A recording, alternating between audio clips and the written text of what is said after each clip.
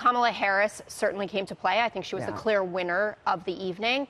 I think she was the Julian Castro of night two, who really needed to up their game and up their name ID, and I'm sure she'll see a little bump from this. But there are things that transpired between Kamala Harris and Joe Biden that could be perilous for her. It's one thing to have started the conversation about saying it deeply hurt me when you seem to have coddled segregationists, and he said that's not what I was doing.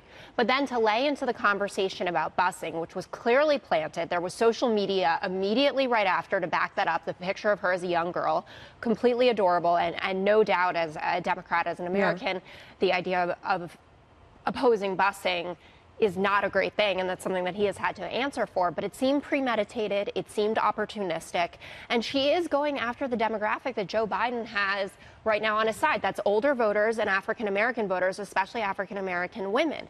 And these are people who have known Joe Biden for decades. They trust him. They say, would Barack Obama have picked a crypto racist as his VP? I mean, she kept saying, I don't think that you're a racist, but then saying that's so interesting. So you think that he came out ahead in all of that, or that she damaged herself with those attacks? I think it will be complicated. She's already doing cleanup on the private insurance thing, saying, oh, I didn't mean to say I wanted to get rid of private insurance. She's also for the Green New Deal. Saying, I want to kick her and Bernie, only once. And then she said, no.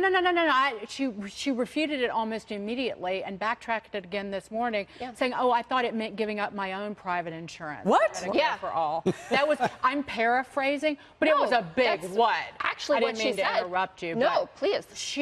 I did with my what? Nobody was talking about their own insurance last night. But she might have taken some shots at Vice President Biden, but did she come across as the strongest competitor against Donald Trump? That's the question. The answer is no. Really? No, she did. No, absolutely. She came across as developing some great opposition research on Joe Biden. And I want to point this out, other than that stumble, that in terms of, well, Eric Swalwell, he's just mad that he's been rejected from the Backstreet Boys and NSYNC and like every other boy band he tried out for. He has one claim to fame. It's that stupid poopy diaper ad that he put out.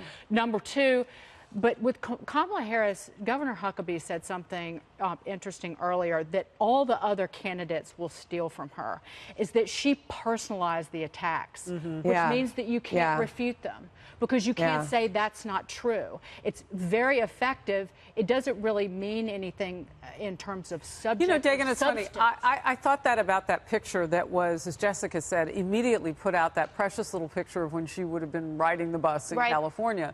How do we refute that? How do we fact check that? You can't. And it's so very personal that all you can do is take in that image of, oh my gosh, she hasn't aged a minute. Like, I mean, it's all very personal at that point. But he did do, so it is personal, and sharing personal stories, which a number of them did, especially when it comes to healthcare, we're emphasizing that. It did feel like a personal attack, but he handled it well. Did you notice his face? He didn't break. Well, his face isn't moving at all.